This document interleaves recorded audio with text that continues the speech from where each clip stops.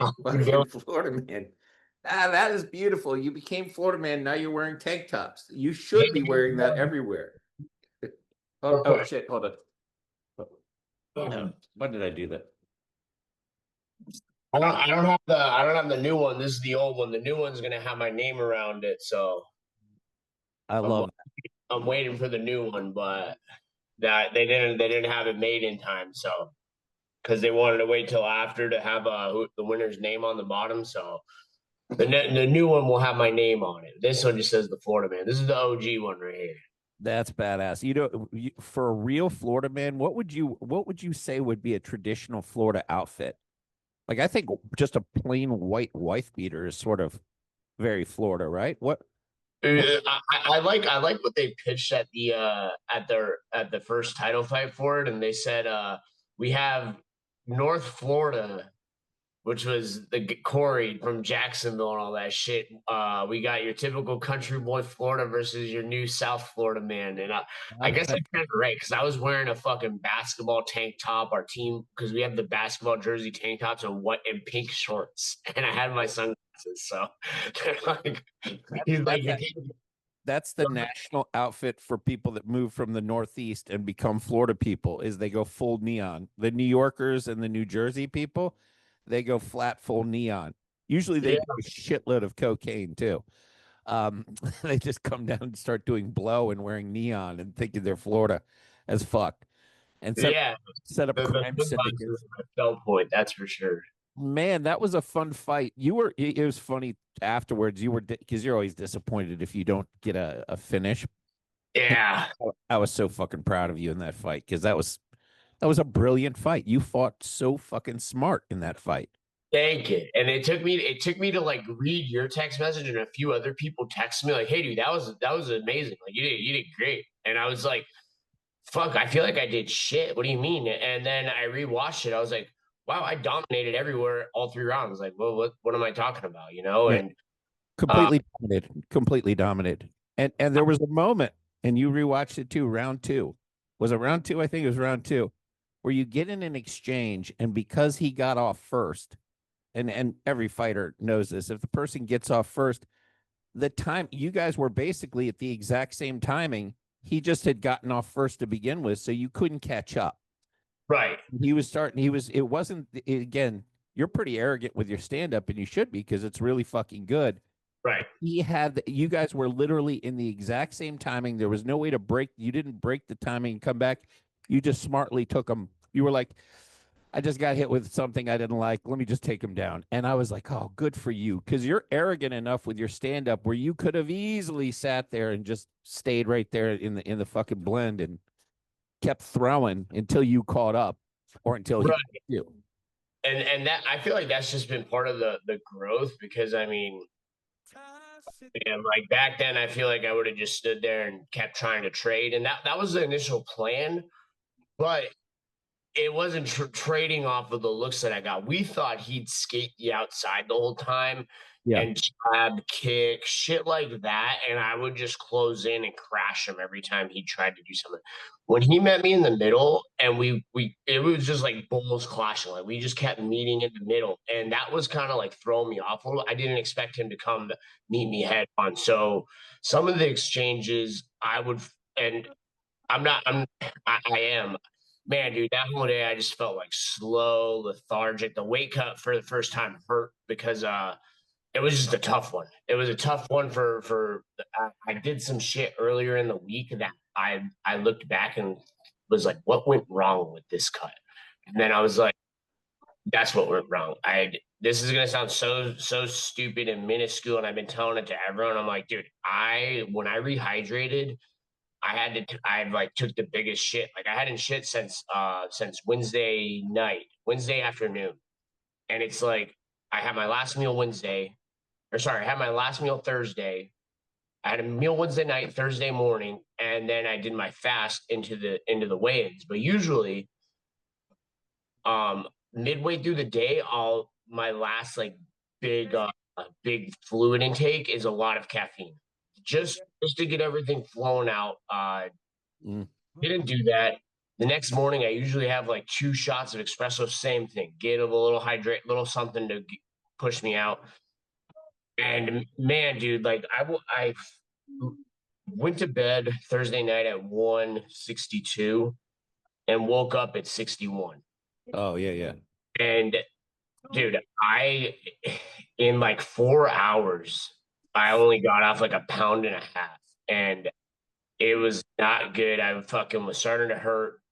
I'm telling Vince, I was like, I don't think I'm gonna make it, dude. And he's like, yeah, you're probably not, but we're gonna get you close. And like, we're trying to like do fucking. I'm trying to like throw knees, punches with him, and it got to the point where I couldn't even hold my shoulders up. Like I just could not fucking punch, nothing. So we're like, all right, stay suited up. Throw me in the car. It's 30 minutes from our Airbnb to the venue, but we got to weigh in, and we're about to be late as it is. So it's like we show up like an hour late, almost to where they cut off weigh-ins. We get there, we're like, how long do I have to weigh in? You got 10 minutes. It's like, fuck. All right. So they're like, and we're like, well, how's it gonna work with my extra hour? Like, you have 10 minutes to weigh in initially, and then you have an hour from the second you step off the scale. So I rip everything off. I'm still a little wet, and I lost 2.5 on the drive over. So I'm 175, 157 at this point. And I'm like, fuck my coach. I'm like, fuck this. We're making weight. So, dude, Eric, we go in the fucking field behind the venue, and I don't know what power I summoned in me, but I'm just fucking out there jogging in the sun, dying, like fully suited up. It's 95 and hot that day. Like, Eric, I had Vince behind me just talking to me like, come on, Darren, you're a fucking dog. Let's show everyone you're a dog. You're a fucking dog. Let's make this shit. And I'm like fucking, like, I was running until I couldn't run no more. Till I hit the ground. I'm on all fours, and I'm like, pick me up and throw me in the car. Like, I didn't, for like 5 hours, I did not check my phone. I was so fucking dialed into making this weight and not losing money to this motherfucker. Ended up making weight at 55 and a half. And it was bad, but we made it. It sucked every bit of it. I was yeah, young in my mental clarity. It took me a little while to bounce back. It took me a couple hours to bounce back. Once I did, I was like, all right, good. Next day, winning the cage at $180 like usual, but just felt slow. In between the first and second round, I'm asking Vince, like, why is he hitting me? I was like, how is he hitting me? He's like, your fucking head's on a flagpole. And I was like, no, it's not. And he's like, you're not moving your head there. And he's like, you're throwing your shit and you're fucking standing up tall. He's like, sit lower. So then in the second round, I started sitting lower and trying to like roll a little bit more. And I feel like after the first round where I got some of the takedowns and we were cracking a little bit, the takedowns were so easy, dude. I thought he was going to be stronger in the wrestling base, but that shit was just so free. I mean, I was taking him down at will. I felt like anytime I wanted to get to the double leg, it was there. I had that body lock slam in the second round. And then I feel like I should have finished him in the second round when I had him flattened out. It was close. It was close. The ref came over and tired. Yeah, the ref came over and told me fighters start fighting back, and I'm hitting him. And in my head, I kind of got a little eager. I'm like, fuck yeah, I'm gonna start crushing him. And I like went to step up to slide my hook. He was on my foot funny, so I slid my hook up a little bit. And then right when I did that, he like skated out. But after that second takedown in the second round, this is a feeling that like I kind of started to recognize as I got later on into training. After that second takedown, he just felt like he quit. It felt like he just wanted to prevent damage, get to guard, prevent damage, and not let me get any offense off. That was it. Like the third round was kind of boring. It was me just positionally working, but it was hard to do damage. Like I hear Vince is screaming at me, crucifix, crucifix, crucifix. It's like, well, when I pull my hand out, all he's doing is framing the arm. When I go to reach and fucking pin his arm, he's just hiding under my hip. So it's like, I'm sitting there like, this motherfucker really just doesn't want to get hit. Like, that's all it is. He's not trying to escape. He's not trying to get up. He's not trying to fight anymore. He just wants to fucking sit here and get to the end of the fight. That's what he wants to do. And, you know, credit to him. It worked. I didn't get the finish, unfortunately. The 100% streak is now 80%. But, yeah, I feel like the stand-up was real slow. Cardio didn't suffer at all. I feel like I could have had 2 more rounds in me. Because, like I said, I just kept coming forward. But I felt him breaking every minute of the fight. He just slowly didn't want to be in there and was just trying to get out. And when he was Also, when he rolled for the knee bar, I was okay with it. So he went for it once, and I was like, he's gonna roll knee bar. You know, I'm gonna let him. I'm gonna let him, and then I'm gonna fucking sit behind on in a back saddle, and I'm gonna fucking tight waist him and start cracking him from behind, and he's gonna be stuck. So when he rolls for the knee bar the second time, sure enough, you can even hear the commentator. Thor just locked up the figure four. He's got him trapped. Yeah. The ref comes over and stops the fight because his foot was stuck in my shorts.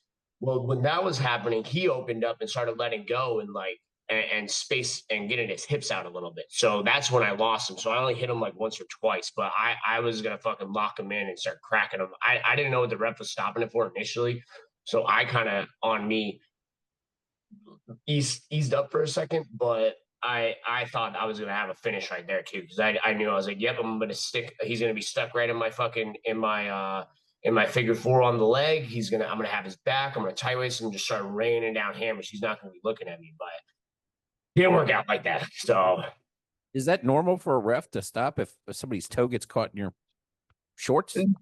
never had that happen. That's why I was kind of caught off guard. Fuck is that? Yeah, what the fuck is that about? It totally caught me off guard because when the ref I felt him put his hands on me and say, "Fighters, stop!" And then he started talking, his foot's in you, and then I look, and sure enough, his foot is fucking pushed like wrapped up in my shorts, and I was like, Good. Okay. But as he's pulling it out, he starts opening up, and I'm like, "Fuck!" Like I just lost my position. You should be like, I did that on purpose. I learned that in my gi shit, bitch. Let me finish him. That's a toe lock. Yeah, toe locking him and fucking off of his knee bar. It counted at the knee bar. Dude, it was such a smart performance. It was such a great, and I know you were in pain and agonizing. One thing you haven't blamed that I'm kind of surprised. That was your fucking wedding. You had your wedding right before this fight.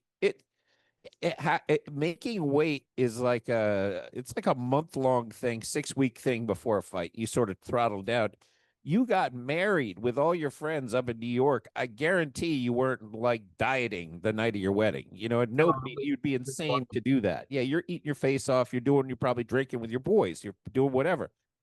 That's gonna make a little dent in your routine for knocking off those last 3 to 4 pounds. It just will.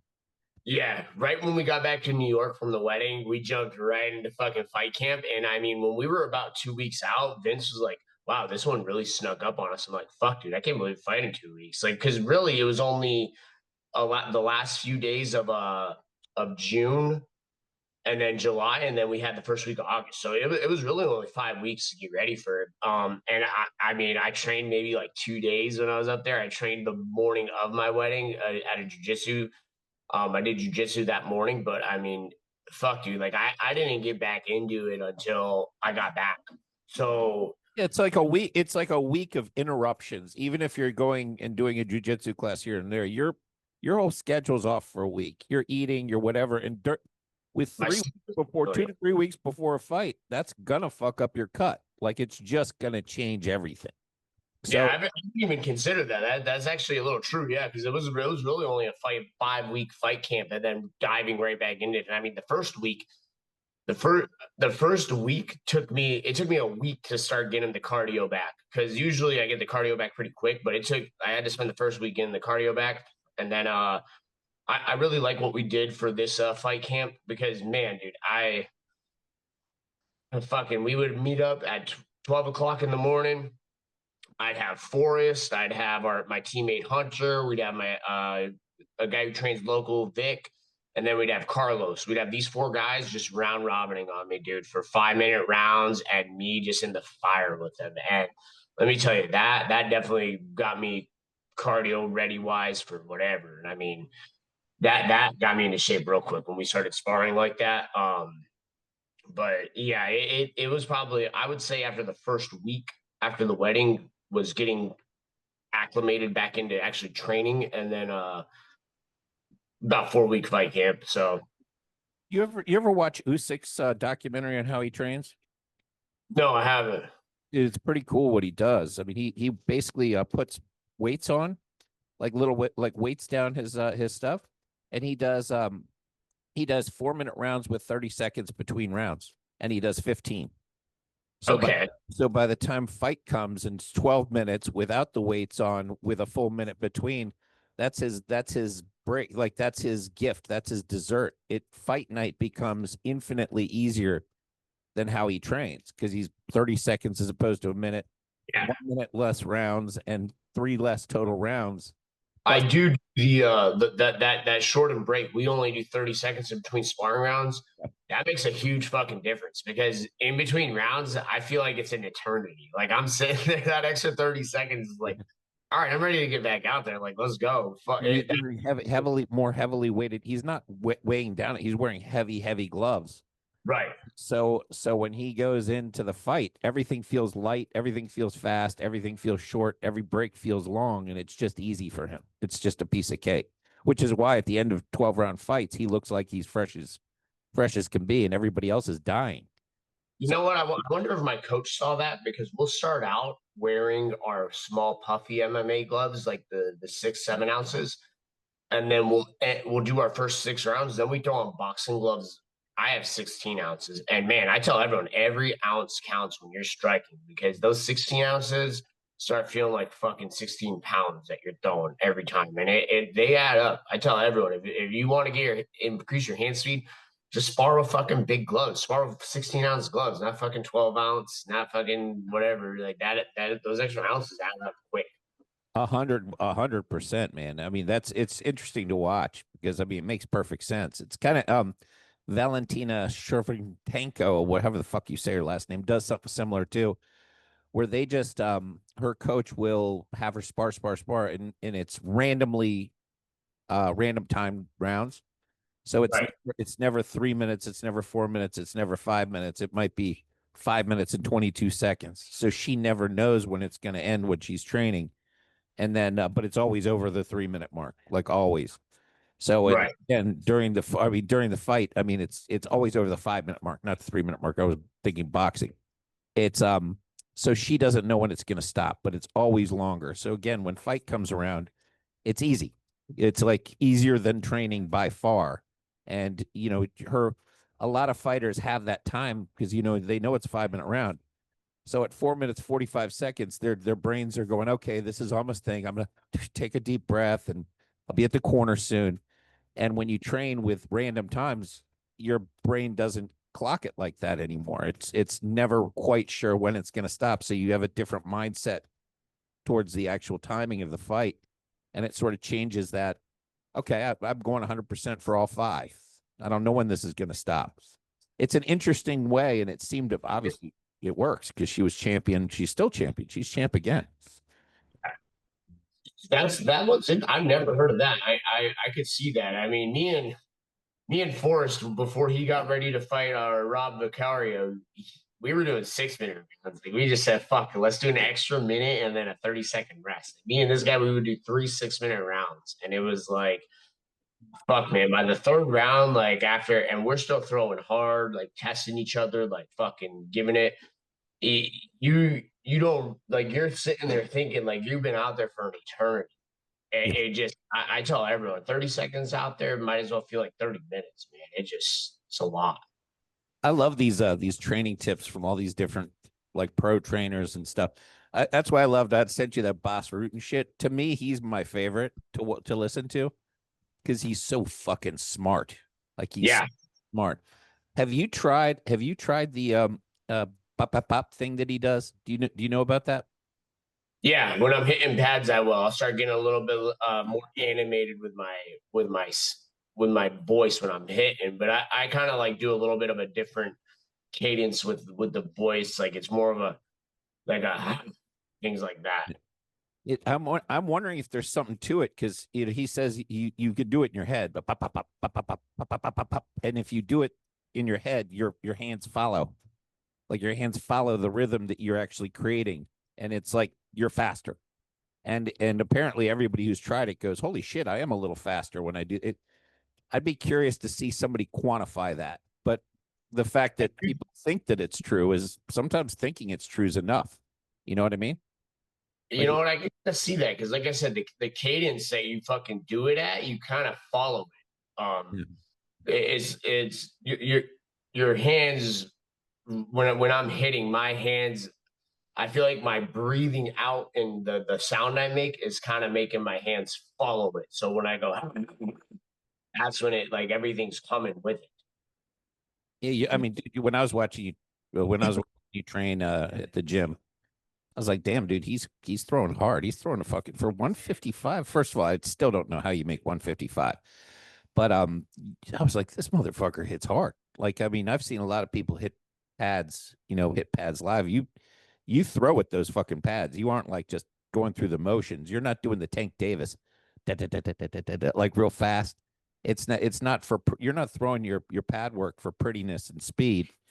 You're trying to destroy those pads, which is Yeah, Vince gets fully suited up and we hit like it for sometimes this fight cam didn't happen because the knuckle issue because and it's not a big deal now, but my hand was so fucked up going into that fight, man. Like I've the last week I didn't do any fucking punching drills with it. It was just so fucked up. I mean, even in a big 16-ounce club, the extra protection didn't help much, but man, it was that week it started feeling good, but it still had a little bit of the what the fuck. But I mean, yeah. I was talking to Jimmy about that. He goes, pretty much every fight after my first 10, my hand was broken. Both of them were fucked up going into the fight. He goes, at some point you've some point there's no getting the hands healthy anymore. It's just gonna be fucked up. You just get through it. How's your hand feeling now? I would say more so that the finger that was giving me the issue is totally good. That hasn't been giving me an issue, but my thumb, I don't know. Something happened during the fight where that night I'm like, like I went to pop my thumb knuckle. I'm like, fuck, shit, what did I do to this thing? I was like, I didn't in the fight. In my head, this is why I felt slow too. In the fight, I felt like I didn't touch him at all. And then I'm rewatching footage. I'm like, oh, I was cracking him. Like I was cracking him a lot. And there was a left hook that I hit him with that I thought totally fucking missed. And there was a right hand, like I shifted and my head off to the side and showed my shoulder and then just fucking rocketed it in. And I thought I missed that. But I think that was just like me feeling fucking slow. But I don't think those punches did it because I felt nothing on those punches. I don't know if it was during the grappling exchanges, but man, my thumb was so fucking sore the next day. It was hurt. It still is bugging me. I had to go up to New York last week. I was up there for a whole week because Meg had a wedding with one of her bridesmaids had a wedding, so we went to that. So that was another week. But today we got back to it. It was feeling good. The thumb was feeling all right. So we're back to normal. I'm pretty sure. Put that voodoo shit on I gave you. Try it out. That those Haitians, they know what the fuck they're talking about when it comes to the herbs and stuff like that. Stuff helped. I'll tell you what, wrapping it, like dampening a cloth, rubbing it in, rubbing the cloth together and laying it on it. That shit helped. And just rubbing it on my hand. And the red light, the sensation that stuff gives you, man, like I can't describe it. I don't know what it is. Like it feels like there's like a little cooling going on my hand, and I don't know. I don't know, but I was like, yeah, that feels pretty nice. There was a doctor because I thought the red light was bullshit at first. There was a doctor who used the red light, but what he did before is he took his blood and put it under the microscope and then did the red light and put it under the microscope and saw that the oxygen levels in his blood had skyrocketed from using the red light. So it helps your blood become more oxygenated and more it's more like in a healing form, like in a healing format than regular. And because the doctor's like, yeah, this is bullshit, it's not going to work. And then he was fucking blown away when he saw the difference between pre-red light blood and post-red light blood. He's like, oh, this is the real deal. It'll penetrate in your hand. It'll penetrate all the way through your hand because it penetrates about 4 inches. So it penetrate all the way through and bring that healing to whatever area you have. So you keep that shit going, man. You're probably going to need it for quite a few fights. Just hold on to that and get yourself healthy. You have another one coming up, right? I do. This is a very big step coming up. I confirmed it today. The contract's going to get sent out soon, but this one's going to be I think it's good because we're gonna definitely have to start traveling sooner rather than later. But I've told you I trained up in Canada for a long time, right? Yeah, yeah, absolutely. Some good We're wrestling. going- What's that? Some good wrestler. Good wrestling up there. I think George brought wrestling into Canada. I trained with guys who trained with George and fucking the Montreal Olympic team, and dude, these guys, like, I'm telling you, quick story time before the fight. I used to train at this gym called Fighters Pride in Saint Jean sur Richelieu, which is like 30 minutes south of Montreal. And I trained there like 5 fucking days a week, dude. I would drive 45, 50 minutes up to Quebec and train from Plattsburgh, New York. And every Saturday would be like a kind of like an open mat, but if the guys who want to do MMA would bring gloves, we'd all do MMA, we'd wrestle, all that shit. Well, one morning I get there, there's this burly looking fucking like real white pasty, super dark hair guy. He's got wrestling shoes on, so I know he means business. And this guy's got to be like 45, looks real overweight. He's about my height, but probably 100 pounds more. And Fred, my coach at the time, was like, Theoren, come here. You see him? That's Isaac. You go wrestle Isaac today. All right, sounds good. Yeah, yeah.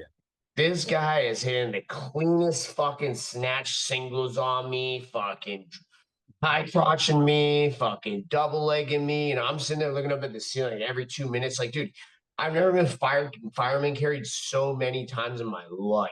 Like, there was no sprawling on this motherfucker, dude. And it's no matter what I did, it felt like he was in on my hips every shot. And I was like, what the fuck is going on? Yeah. And so he really worked with me a lot on like footwork, sprawling, stuffing, and that's kind of where I developed a lot of my takedown wrestling from. I'm not that explosive anymore. I don't hit a lot of open space takedowns, but I developed like a lot of my defenses from him, a lot of even my shit that I do on the wall. Fucking, he showed me a lot. I don't know too much. I don't know what that guy's up to nowadays, but if I ever met him again, I would thank him because he helped my. He didn't speak a lick of fucking English either. There was a girl I was dating in Canada at the time too. I'd have to have her sit there, watch me get ragdolled the whole practice, and then ask him questions for me so I could fucking figure out what he's saying. Because I'd sit there, I would be like, "What the fuck is this happening?" And he's like, "You are way too square." And he's the one who taught me like how to not be so square in wrestling. And he's like, you want to be, but he's like, you want to give less for your opponent to grab on and. If like talking a lot about hand control, fucking arm control, like showing me all the Russian tie, arm drag stuff that I do today, it was big. But did you ever find out what his background was? Was he like a champ, an ex-champ? I don't know. I just know he trained with the guys at the Olympic team and trained with George. And he said George is one of the most insane athletes he ever trained. Yeah, I absolutely can see that. I mean, yeah, without question, total freak athlete. So was BJ. BJ at his peak was a fucking freak athlete too. He was jumping. He would fight up like fucking 3 weight classes. You'd never seen him do that today. And no steroids on BJ. I mean, he clearly looked clean. Yeah, I was gonna say you couldn't. That guy would probably pass every drug test under the sun. Unfortunately, it sounds like he might have some serious CTE or other issues going on. Hopefully that's resolved or getting resolved. But yeah, thinks I don't know. I'd be. It would be really. I met him a long time ago too because the gym that I in Canada that I trained under was Novo Uniao. So when we did the giant team fucking training camps before the IBJJF Worlds and all that, we would get together in Toronto. And BJ came out, taught us, Leonardo Santos, Andre Penenderis, who was like the head coach, Jose Aldo. Really cool time. Really good time. BJ was pretty like really good teacher. Showed super basic fucking shit. Super basic. But this is like when I like had my breakthrough coaching jiu-jitsu, is BJ was teaching more like principle shit. Like principle stuff that'll carry over to other techniques. Yeah. And explaining why this principle works. That was big for me. It's like, wow, he's right. Like this, like one big thing he told me is like, you guys, anytime you are fucking on your back, on your side, never let anyone touch your head. I'm always like this. Look, I'm laying next to my wife. He's like, so my hand's next to my head. Boom, right here. Always blocking the arm. I'm never letting anyone touch my arm. And then he's going through like every position that you're doing this.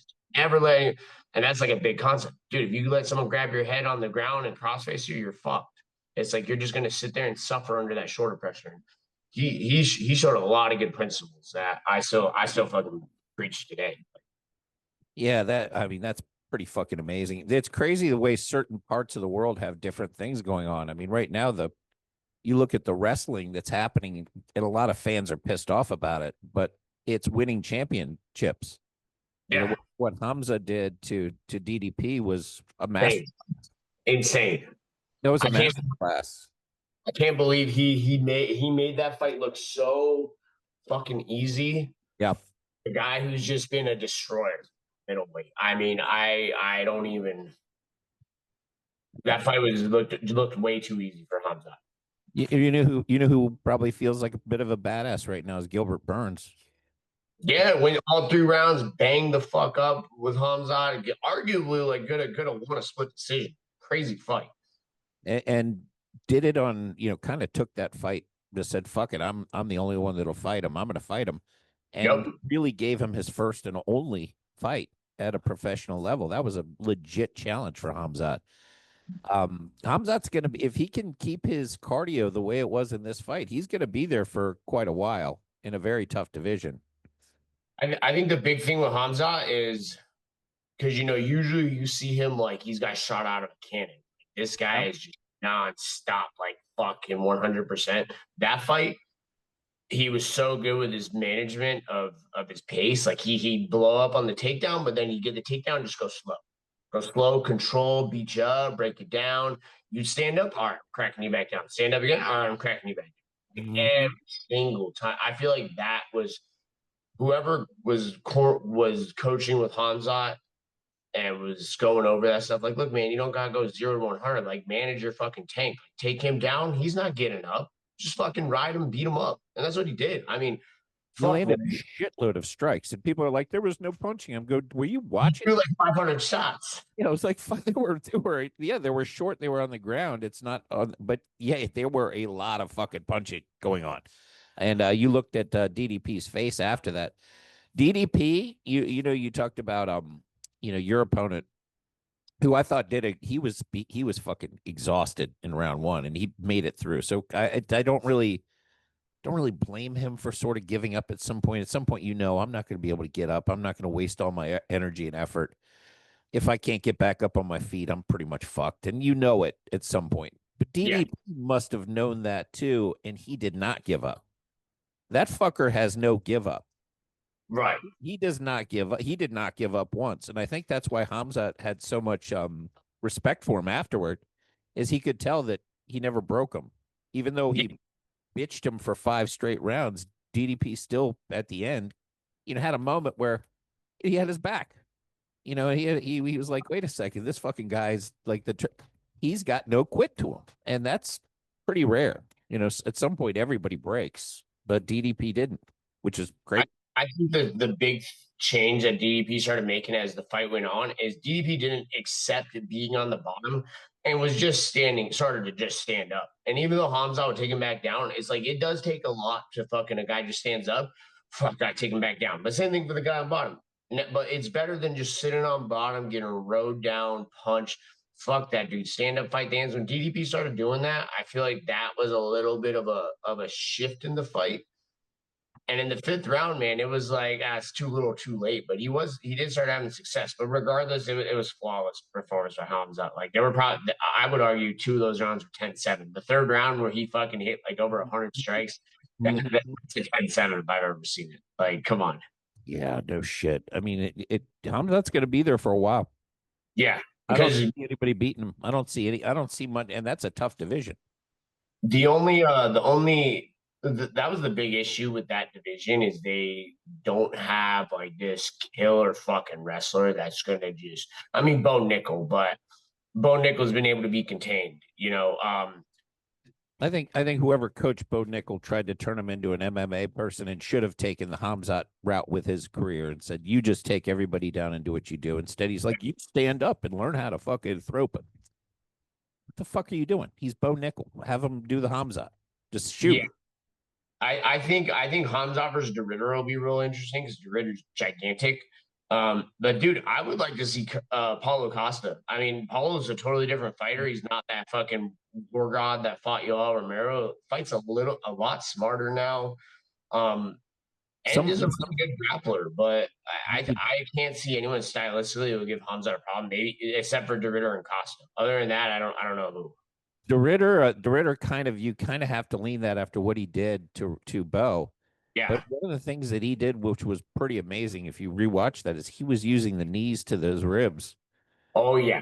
And that was the secret sauce to him beating the shit out of Bo, was the knees to the ribs, wrestler style. But while he's thinking about shooting or while he's sitting there, he was just landing them consistently, and it just sucks the life out of you. Yeah, and they start to hurt after one or two. It's like, all right, I don't want to eat any more of these. Yeah, that's going to be a good fight. I think. What the hell's the name of the guy? Fluffy is another one that has a chance in there. Fluffy Hernandez. Yeah, Fluffy's got good jiu-jitsu. He's got good cardio. He's a good wrestler. He could at least get in there and I don't know. He'll probably get dominated, but at least it's a style. At least he'll think that.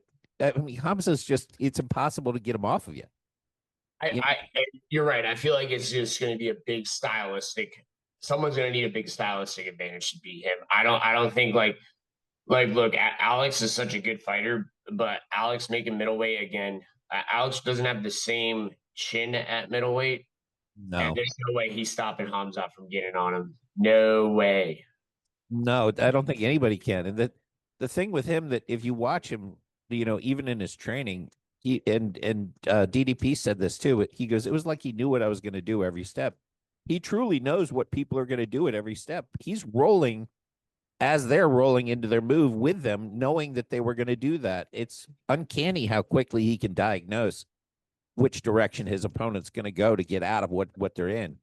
His chain is just so good too. Like, hey, just once he gets in on that initial shot, he's so good at just next step. And usually he doesn't need to go to that third step. Usually his second option is he gets it. I mean, it's fucking crazy. Same thing with DDP. Like that first takedown, he shot on him. He got in. DDP sat back, tried to like pull him over, and Hamza fucking just hit the he turned the corner on his head and then landed in side control. And it was like, all right, that's what happened there. That's about it. But you're gonna need a Craig Jones to go in there and get him in a buggy choke. Yeah, like poor Chael Sonnen. Fucking Chael looked real good off the cut there. He immediately takes him down, looks on the side, and all of a sudden I'm like, oh shit, look at that flex. When I saw Chael's arm fucking reaching out, I was like, yeah, that's in. I was like, it's only because I couldn't see where Chael's forearm was because there's two ways to the buggy choke. One, instead of having the cross face around the reaching across around the back where he had his, you got to have this forearm across their neck straight. So that way, when they start compressing you, pulling you in, you can use this to frame off their neck, start choking them, and it's tough to finish. I'm not saying you can't finish. It's very hard to finish if you have that cross shoulder with that top arm. Or you just, if you're stuck, you just stand up, fucking dunk him on his head and make him let go. But it's a tough choke to stop. It's a bullshit choke. I'm not gonna lie. I've had a guy catch me in it, and then that was the last time I got caught in it. And I was like, all right, fuck this. This is that new fucking submission everyone's gonna do. And me, I'm big fucking crush this guy from side control. I think Sedric tried to do it once or twice, and that's why I was really, really careful about how deep I committed my my crossface, just because I would either post it and just turn my wrist over to flatten him back out, or I just had my hand right across his shoulders and just kept pressing him. But yeah, that poor Chael, dude, he fucking put him to sleep. Was it weird? Can I ask you a question that might be a little off? But you remember while you were sitting there in the fight, did you hear Mike Perry rooting? Yep. How bizarre was it to hear Mike Perry rooting against you while you're sitting around? Heard Mike, Ben, you got to put your feet on his hips, push him off, push. Yeah. And I'm in my head, I'm like, Mike, he's fucking dead in the water. He ain't fucking getting up. Like, that's what I wanted to say. Like, Yeah, dude. I love that hostile crowd environment. That motherfucker trains at Fusion with Phil Rowe, fucking Yeah. Perry. He's from Orlando, so he had a big crowd. I love it, dude. Fuck that. They Is watch Mike Davis there? Is Mike Davis at Fusion too, or is he somewhere else? Davis at Fusion as well. Yeah. Yeah, that's Um, a good crew. That's a good little Orlando crew. Yeah, it is. it was crazy listening to that because Mike Perry has like the most distinct voice in Yeah. the world, and I'm hearing Mike Perry yelling about yelling about you, and I'm just going, that has to be a little fucking weird listening to Mike Perry rooting against you loudly. With Yeah. I could hear him clear as day. And I was laughing because I think I just got the takedown in the third and I put my head on his fucking on yeah, his and I started punching him in the stomach and he's trying to tell Cedric get his I had him so scrunched up on the cage, he wasn't fucking getting me up.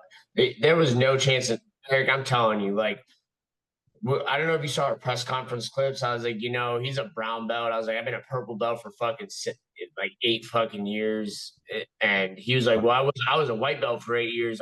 It's like, dude, I was the better grappler through and fucking through. Like you could listen, the one fuck up I did, and Vince is like, don't you ever go for that fucking armbar again. Cause all right, I went to when I had his back and I got the arm under the throat, he stopped me from getting my other hand attached, and I thought his chin was under. And I was like, I don't think the choke's deep enough. I'm not gonna blow my arms out. So I was like, all right, let's use the fence. I'm gonna spin armbar. He's leaving this arm right here. I'm gonna lock up this arm. So I go to fucking start releasing up the arm. I put my foot on the cage to get the angle, yeah. but I'm not tall enough and I'm fucking too far away. Bad judgment. So when I fucking get it, I finally find it. He just turns out into my guard and gets up, and I'm like, "What the fuck, dude?" Like I was like, I probably look stupid as fuck, but like, I got right up. Like, I mean, you weren't holding me down. Even on the shot that I failed in the middle of the cage, and he fucking spun to my back. Like, come on, like it's MMA. Just fucking stand up. I knew he wasn't. I knew if I stayed in turtle, he would just start punching me, and then I'd open up and give my back. Fuck that, dude. Fucking get to the cage, climb up. If you eat one or two, whatever. It's better than laying in the center of the cage like this and fucking getting hit. And that's what I did. Every time I was in a disadvantageous position, I fucking popped right up. Popped right up. And he couldn't stop it. Me, he couldn't get out from under me. He was stuck. I should have had Vince fucking bring a brown belt in the cage and put it on me after the fight. I think it's even better if you go the next 20 years as a purple belt and never ever become it's just funny. It's actually funny because people with black belts are like, oh, he's a purple belt. I'm gonna fuck this guy up so bad. And then they're like, what the fuck? What type of purple belt is this shit? This ain't a purple belt. Just go out and fucking dog them. So he was talking a lot of shit too going into this fight. So because they had called him to let him know I initially missed weight, and he was flipping the fuck out. They were telling him they were gonna give me the extra time because they're supposed to. He was like, I want his show money, and the promoter was Richard. Thankfully, was like, dude, calm down. Like, we never fucking do that. And listen to how absurd you sound right now. Yeah. He's all like, if he does miss weight again, it's fucking I forget what it was. He's like, I think it's like $20 a pound that he misses that we find. He's like, it happens every fight camp. It happens every fight with your teammates. Don't worry, bro. It's fine. I make weight, and yeah, he then after this went on his Instagram live and was talking a whole bunch of shit on me. Like, this motherfucker got me fucked up. He missed weight. He thinks he's gonna come in my city and fucking knock me out. Fuck that. Like, all this stuff. So my friends were talking shit to him back. Like, you're about to get fucking dominated, dude. You better shut your ass up. They were messaging because my friends are I have such a crew of fucking friends who just love talking shit. So they're fucking going on his Instagram, DMing him, laugh reacting, and all those things. Fuck you, you're about to get beat up. So after that, one of my friends screen recorded the story where he was talking shit. This is my city, all this stuff, and posted it and tagged him and said, "This is T City now, pussy. What's up? How did it feel for your kids to watch you get handled by a grown man?" I'm like, yeah. It's like, oh my God. Because it did seem after the fight, I've watched all your fights pretty much. Maybe one of your amateurs or something I missed or something. But either way, afterwards, you went up and were trying to be cool to him, and he did not seem like he was having it. He was not, dude. I walked right Yeah. up and I was like, I said it as a joke. I was like, so I guess I shot the takedown. And I held my fist out and he fist bumped me. And I was like, we good now or what? And he didn't even look at me, didn't say anything to me. And I was like, all right, man, I'm going to remember that and I'll keep the same energy. And then I just walked away. So I had nothing to say to him. So you know what? You wanted to be like, I don't know, like we're fighting, man. We're fighting. I don't know why you had to get so in your feelings about it. I don't think I was disrespectful. What did you want me to say when they asked how I thought I was going to beat you? Oh yeah, I think it's going to be a good. No, fuck that, dude. I thought I was going to go in there, knock you out, or fucking smash you. And I went in there and smashed you. Like, I'm not going to sit here and say fucking, oh, yeah, we're going to fucking hold hands and touch gloves. I did touch gloves, though, at the start. And I'll tell you why. Dude, I don't know if you saw when we were faced off in the center of the cage and I reached back out and touched gloves. I was getting a range check. I fucking turned my shoulder over and touched because I knew I was like, all right, he's got really long arms. It might be a little hard for me to find the range. So when I reached out and he reached out and I saw how much he did, I was like, all right, now I kind of got a little of an idea for the range. Just a little tidbit of a interesting. Yeah, I saw that interaction at the end. I go, that didn't look typical or friendly at all. It was very quick. It was very kind of dismissive. And I was like, oh, okay. That was unusual. Usually at the end of your fights, you've got, you are always respectful. Yeah. You win, whatever, you're always respectful. I was like, damn, that didn't look respectful even a little bit. So that was interesting. The other thing, I had one complaint about your performance is you didn't do the monkey. You didn't do the monkey at the end of it because that's so good. It's such a good monkey. Like, I thought, yeah. To be honest, like you said, dude, I felt disappointed. I thought I lost 2 rounds. I don't know why. Like, I feel like that's a good insight to have. Like, I think I'm always losing, so I gotta fucking go out there, keep fighting for the win. Yeah. But I just felt like the performance was not good, and I was really like in the moment, like fuck, man, like that was a bad fucking showing. That was a bad, like you did, like I was so hard on myself, and I mean that was probably my worst post fight conference. I didn't do anything I planned just because I got so like. Fucking crazy. Dude, that was so crazy because I was like, that was fucking brilliant. Because there was a moment there where if you had stayed in the middle of that ring, he had that timing going on. He was fine. He was fine to me at the end of everything too. He was beating you by a hair. He had gotten off first, and he was beating you by a hair a little bit. I was like, if you weren't a smarter fighter, you could have fucked up the whole thing right there. You could have fucked it up. There's only two ways to get out of it. One is reset the timing, to find a way to block and change the counter, change the counter out of energy, get out, or to do what you did, which is take him down and dominate. You did the exact right thing for that fight, which take him down and dominate. If you look at it'll piss you off too. I don't know if you've done this.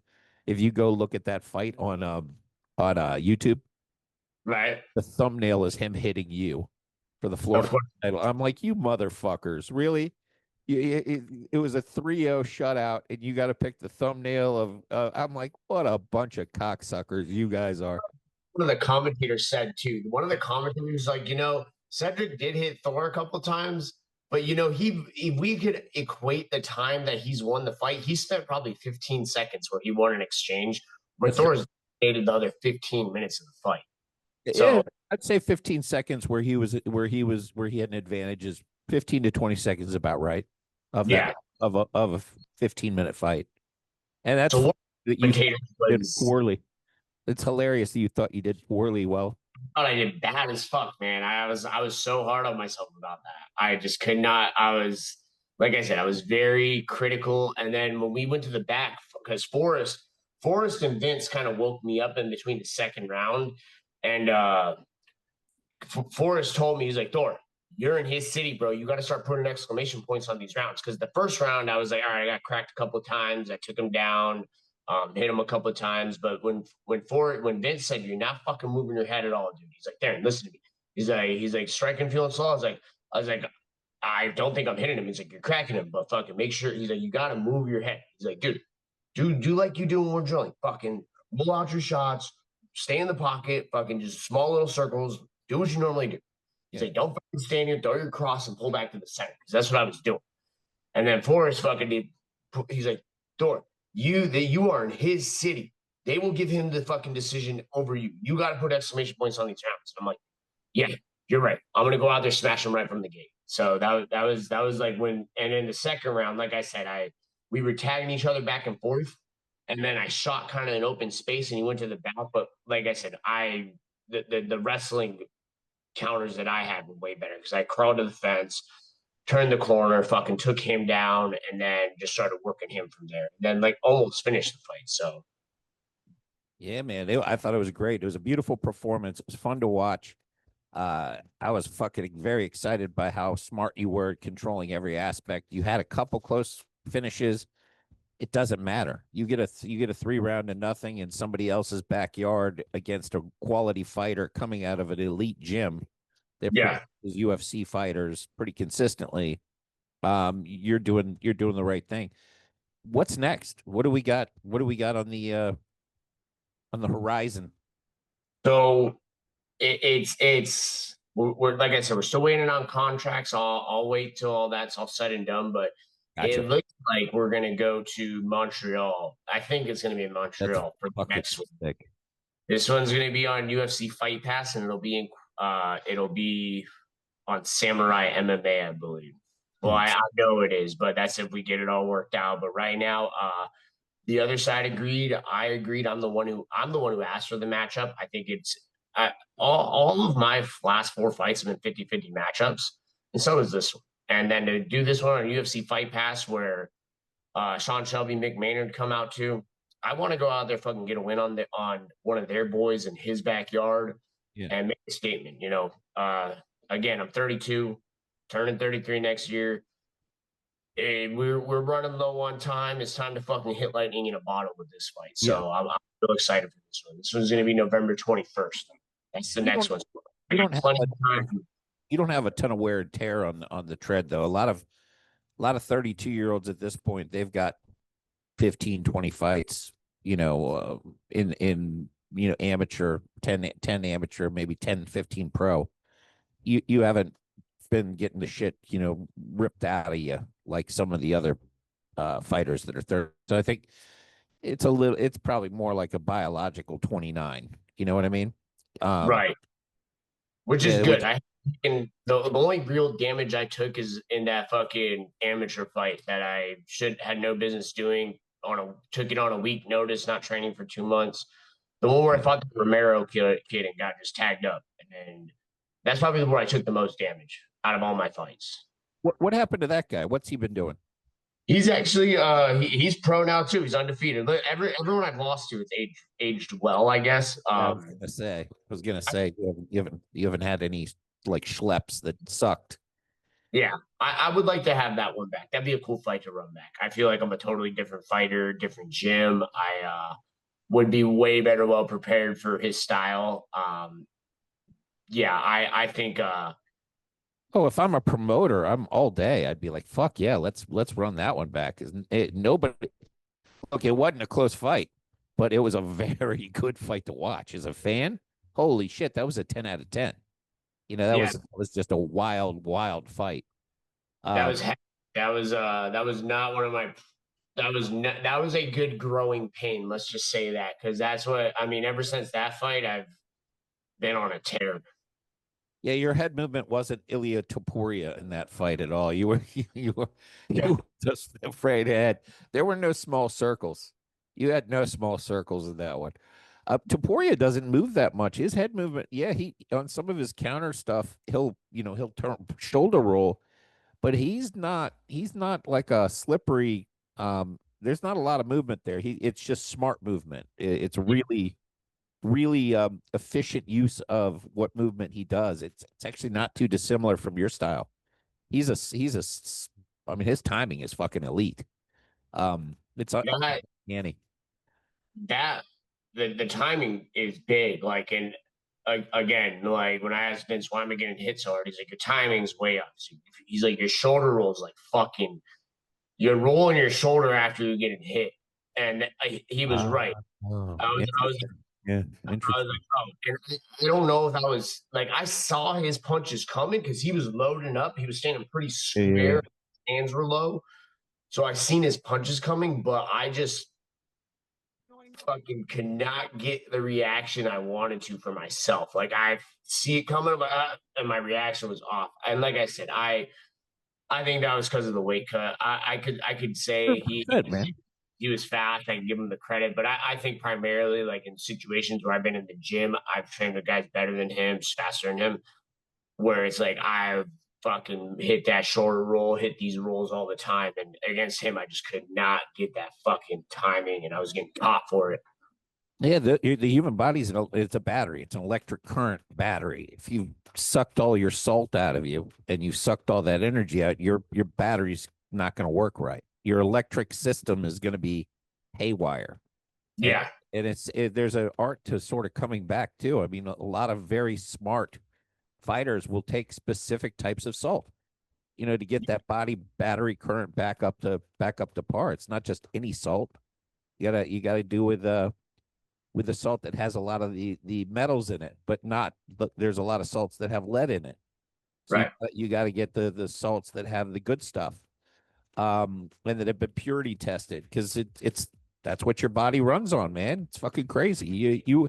The fact you went out and did that and were still not exhausted after 3 rounds of that brutal weight cut. And I thought it was a great moment afterwards. You're like, I didn't shit for days. Yeah, I'm telling you, man. Like Eric, I fucking cannot. I've never seen that in a post-fight interview before. I enjoyed that. I was like, well, that's one for the ages. You don't hear that in a post-fighter. Yeah. Okay. So I've been on. Me and Steph are on a smoothie kick. After we get off the scale, give us a smoothie. Like fucking, because I don't like to eat right after I get off the scale. I want to rehydrate. But that man, I feel like after I finish like a whole giant smoothie from Smoothie King, I'm good to go. Like I feel like I'm gonna fight right there. So after I drink my smoothie, we leave. Because the whole fucking time I'm sitting there like in the grass and I'm like on my hands and knees, like, let's go to the bathroom. I feel like I got a shit, but I was too dehydrated. I was way too dehydrated. Like I would sit there and I couldn't fucking get anything out of me. I'm like, fuck, like I feel it. I was cramping running around. Did you And think about shoving glycerin up your ass? Is that like a suppository? We've got to do that with my daughter sometimes. We got to glycerin her, and yeah, because she's got some issues, and if we don't do that, it'll Elvis her. That's how Elvis died, right? yeah, it go on the toilet because of that. You couldn't get it out. Clogged up from A to Z. If you're in that situation, just glycerin it. And actually, a lot of people will take, if you really want to shit and you have no choice, they'll take a cap full of castor oil. Every fighter and every person should have castor oil in their house, the real good shit, not the fake shit. Castor, do you know what castor oil? Do you know what that does? You gave me some of that. That's what I've been It's running up. It's fucking every pain that you have, every ailment that you have, it'll penetrate down to your liver. It's got like it's got like it's a biological, like a cellularly is so tiny that it'll actually penetrate to your liver. You can use it for liver, kidney, fucking pain, swelling, like lumps. If you have a fucking cyst, it'll digest the cyst for you. It's like a miracle shit. And if you can't shit, you take a capful of that, and do you remember the movie Stand By Me? Yep. Remember lard ass took the castor oil and just vomited everywhere? But That's what that was. that's what that was, castor oil. But yeah, it'll if you take too much, you'll throw up everywhere. If you take a little bit, you'll just be shitting like a fucking monster. So it's sort of a everything heal all for aches, pains, and everything in between. Again, Haitians use that shit the way Eddie Murphy was talking about black people using Robitussin. Just put some tussin on it. Oh, that was Chris Rock. Rub some tussin on it. Man, I could have used that because I'm telling you, Eric, like I said, after I finished the smoothie and left the venue, like 30 minutes later, I'm like, all right, I gotta go, dude. I feel like the rehydration that I just took in, because then I drank like 4 or 5 fucking water bottles full. Like I had the promoter, I was like, Mitch, he's like, give me water, dude. I was like, give me water. I feel like I cut an extra 4 pounds that I didn't have to. And then I gained back 5 pounds from rehydrating, and then I lost another 4 taking a shit. Like I'm telling you, man, I was like, well, that's what's been in me for like 3 fucking days. That's why this was so fucking hard. Because the thing that fucked me up is I spent an hour in the blanket everything on, fell asleep, woke up, got out of it, dried down, got on the scale, and I barely lost a half pound. I looked at Vince, I'm like, dude, it doesn't like I usually don't have this hard of a time cutting unless I'm like within fucking a pound. I was like, that's when it comes off slow. And I was like, it's coming off slow now, and I'm like 5 pounds out. What the fuck's going on? And he was like, this is not good. But come to find out, I was probably already on weight. I just had a little extra baggage in me. It's at some point you might have to shave your head, shave your armpits, shave everything down, and just go full. I told Richard, I was like, get clippers, shave my fucking head. I was so disoriented. I was like, cut my hair. I was telling the fucking commissioner to fucking shave my head. You should have seen. Have you seen Vision Quest yet? Do you remember me telling you to watch Vision Quest? You have told me to watch that. Yeah. Watch. You're off today. Watch that shit. It's gonna get you jazzed up. But a big part of that movie is weight cuts. Like it's a huge part of the movie, and it's pretty fucking funny. But you'll be like, oh shit, Yeah. It's trying to cut down from being a big boy to being a smaller big boy, and it's fucking. It'll take you right back to your pain. It'll actually probably inspire you for your next weight cut. You're gonna be like, fucking Loudon did it. Yeah, I can do it. Dude, I'm excited for the next one. What's the date on that? Do you know the date and time yet? November 21st. November 21st. It's on a Friday. That's perfect. That gives you plenty of time to sort of do a proper weight cut. No, I don't think I should have any issues during this one because it just showed me at this age. I've always told everyone, and man, the one time I don't practice what I preach. Your body's like a science experiment. You got to find what's going to work, and you got to dial in on it, and you got to keep fucking doing it. Like I'm so habitual. The little things that I fucking fucked up this time, like even changing my vegetables fucking Tuesday and Wednesday night, having a little bit of different vegetables this time around because I usually just do peas or broccoli, and that shit fucking cleans me right out. I did carrots and cauliflower. Showed me that I shouldn't be doing that now. And carrots are constipating. Did you know that? There was carrot. It's counterintuitive because people don't realize they think carrots are going to be high fiber. Carrots actually clog you up. They don't unclog you. So it's the opposite of what you think. You can Google it. It's absolutely true. But if you want to, it would carrots, yeah, it would make sense because you know what? That was like something I changed a little bit this time. And man, like now, like I said, now I know, like, dude, whatever's fucking worked for me in the past, I gotta stick to it, non-negotiable. Because that was rough. Like, I know when Kayla Harrison was like, Eric, when I got off of that scale and I made weight, dude, I felt like I could have fucking cried. Like, that's how fucking hard that shit got to be. Yeah. It was so like, I tell everyone, I don't wish anyone to do a fucking cut like that. That was so fucking hard. Yeah, I'm glad you got through that. And when you get through something like that right after your wedding, that's one of the most difficult things anybody could do. I mean, just shockingly difficult because that fight was how long after your wedding? Like 4 weeks, right? Yeah, about five. Yeah, that's ridiculous. Like that's not what you're supposed to do as a fighter. I don't know, fighting the week after my wedding. I wanted to fight in St. Pete the week after, but they wouldn't be able to get my they didn't have an opponent that we were okay with because we were like, let's take a lay. I mean, 5 weeks still too soon because you literally blow a week before the wedding, fucking around. Then you have the wedding, then you've got your sort of post-wedding shit. Everybody meets for brunch. You're really at 4 weeks of having a cut from a higher amount. That's going to be a problem. What are you weighing right now? Like 180? I'm back to 85. You're 85. That's normal. Once I get back to training, I'm back in training 4 or 5 days a week. I'll be closer to 80, and then in fight camp, I'm between 75 and 80. But when I'm sitting around hanging out, I'm usually 85. So 30-pound gap between my weight class. Well, shit, man. So far, so good. You're on a great path. I'm proud of you. You did fucking a great job. Brilliant, smart fighting. When you're a talented fighter who has a lot of different abilities, you're well-rounded, and you're smart enough to adjust to adverse situations, you're a dangerous fucking person in that ring. And that's what you showed this fight, is that you can adjust and dominate, but you could have blown that. Like if you would let your ego take over, if you're an ego-based fighter and you let your ego get the best of you, you will fucking lose fights that you should win. And you did not do that. And that's going to take you a long way in this sport. Agreed. Yeah, I feel like I'm definitely progressing mentally as a fighter too. Because like I said, I fucking knew what I had to do. I could have got caught up in all the pre-fight shit talk and just fucking nah, fuck that. We'll stand and crack the whole time. And but when we were in there, I'm like, you know what? Let's keep the fucking win streak going. Take this motherfucker down, beat him up, and let's get out of here. Get this paycheck. I love it. Let's keep it going to the next one. Keep me focused. Keep me up to speed on when the contracts come and who the opponent is, and let's do this again after you get your next W. Well, dude, I did text you the opponent. You got the opponent in your. I did. I'm not. I haven't looked yet. I know who it is, but I Yeah. haven't. I haven't done the scouting on. Actually looked at the topology, and it looks like not a lot of power. It looks like the jujitsu is probably the star of the show. Oh, No KOs, and I went, okay, this is going to be pretty good matchup for you. yeah. Yeah, that's Wise matchup. with the game. He's one of their promo boys, so I think it's a good fight. I look forward to it, brother. I love you, man. Send my best to your beautiful wife. How's she holding up?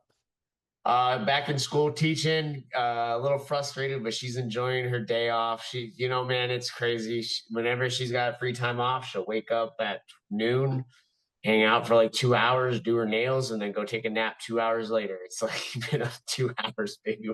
It's like We got to interview her one day. The life of a fighter's wife is a whole different thing. she said she could do a fucking shit. You know what? I will say, maybe because I didn't have her for this weight cut, like there, she didn't show up till afterwards.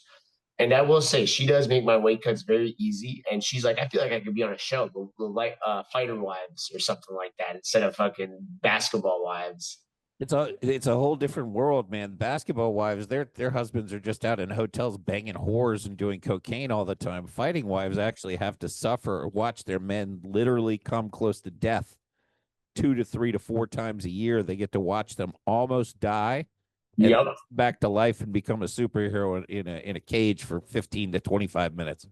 exactly. It's an insane world, but yeah, send her my best and watch Vision Quest. You're going to be sitting on your ass. Get all jazzed up, baby. It's Come like, on. it's like Rocky for fucking fighters. That's what Vision Quest. It's like Rocky for more realistic for like weight cut the whole process. You'll come out of that and be like, fuck, I'm ready to fucking go. Let's go. You'll see. It's fun. I love you, brother. Have a good one. Let's catch up soon live. I got to get you and the wife over, make you guys dinner. Yes, I'm ready for it. I love you, man. I'll talk to you soon. All right, Ben. Have a good one. Bye bye.